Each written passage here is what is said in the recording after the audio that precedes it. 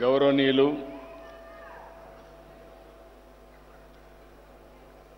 పెద్దలు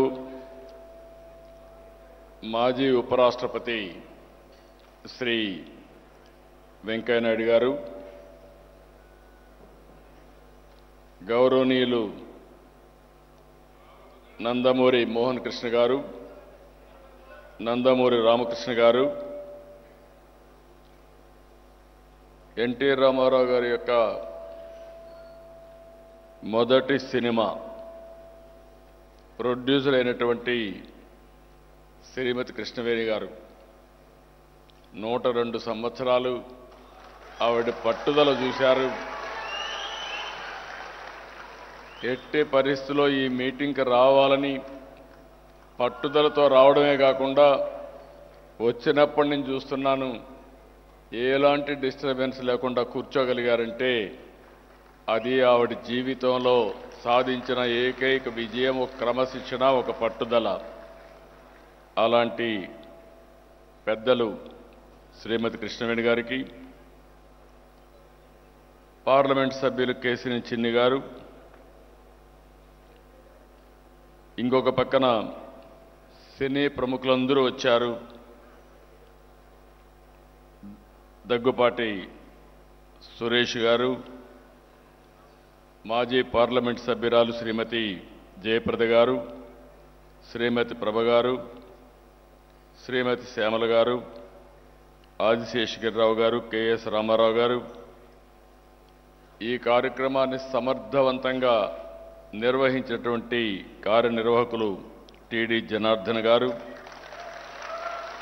సహచార మంత్రివర్గ సభ్యులు పార్సారథి గారు, గౌరవ శాసనసభ్యులు గద్దె రామ్మోహన్ రావు గారు, బోడే ప్రసాద్ గారు, యార్లగడ్డ వెంకట్రావు గారు, శ్రీరామ్ రాజగోపాల్ తాతయ్య గారు, వర్ల కుమార్ రాజా గారు, కాగితం కృష్ణప్రసాద్ గారు, తంగిరాల సౌమ్య గారు, ఈరోజు సమర్థవంతంగా ఈ కార్యక్రమాన్ని నిర్వహిస్తున్నటువంటి వర్ల రామయ్య గారు, ఇంకొక పక్కన ఈ కార్యక్రమానికి చేసినటువంటి అతిరథులకు, అదే మరి సభికులకు, ఎన్టీఆర్ అభిమానులందరికీ పేరు పేరున మనస్ఫూర్తిగా అభినందనలు. ఎన్టీఆర్ లిటరేచర్ కమిటీకి మనస్ఫూర్తిగా అభినందనలు. వారు లేకపోతే ఈ కార్యక్రమం లేదు. చాలా సమర్థవంతంగా నిర్వహించారు. వారిని మనస్ఫూర్తిగా అభినందిస్తున్నాను. ఈరోజు ఎన్టీఆర్ వజ్రోత్సవ వేడుక, ఇదొక అపూర్వ ఘట్టం. గత సంవత్సరం ఎన్టీఆర్ శత జయంతి వేడుకలు జరుపుకున్నాం. సంవత్సరం అంతా కూడా జరిపాం.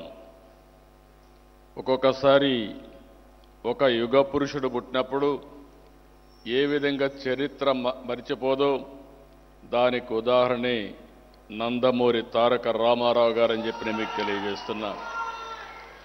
ఒక దేశంలో కాదు, ప్రపంచంలో అనేక దేశాల్లో ఆయన యొక్క శత జయంతి ఉత్సవాలు జరుపుకున్నాం. ఈరోజు మళ్ళీ 75 సంవత్సరాలు సినీ వజ్రోత్సవ వేడుక చేసుకోవడం, ఈరోజు మనం అందరం కలిసి మళ్ళీ ఒకసారి మాట్లాడుకోవడం చాలా సంతోషం. ఇప్పటికే చాలామంది మాట్లాడారు. మీరు కూడా బాగా టైం కూడా అయింది. నా తర్వాత కూడా మళ్ళీ వెంకయ్య నాయుడు గారు మాట్లాడాలి. అందుకని నేను